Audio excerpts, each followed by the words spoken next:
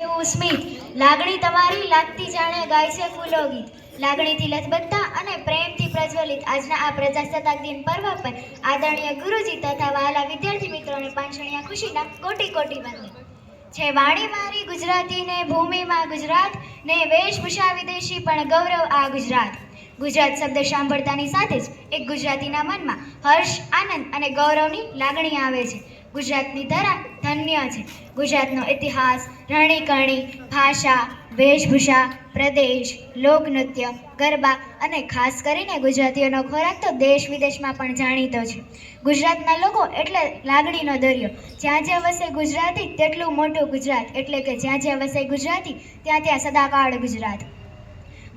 ગુજરાતની સ્થાપના 1 મે 1960ના રોજ થઈ હતી ગુજરાતનું સૌથી મોટું શહેર અમદાવાદ શહેર છે જે એક મેટ્રોપોલિટન મહાનગરના નામથી ઓળખવામાં આવે છે ગુજરાતનું પાટનગર ગાંધીનગર છે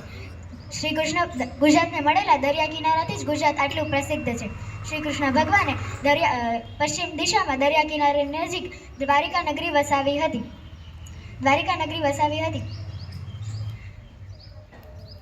સરદાર વલ્લભભાઈ પટેલ અને ગાંધીજી એ બે ગુજરાતને મળેલા રત્નો છે ગુજરાતના લોકો પરંપરા અનુસાર ભોજન અનુસરે છે જેમાં શાક રોટી દાળ ભાત છાશ અને પાપડનો સમાવેશ થાય છે ગુજરાતે ફરસાણ માટે પણ ખૂબ જ જાણીતું છે જેમાં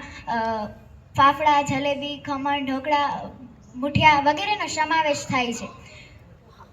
ગુજરાતે જોવાલાયક સ્થળોમાં આવે છે ગુજરાતના મંદિરો પણ ખૂબ જ જોવાલાયક છે જેમાં સોમનાથ મંદિર એ 12 જ્યોતિર્લિંગમાંનું પ્રથમ જ્યોતિર્લિંગ છે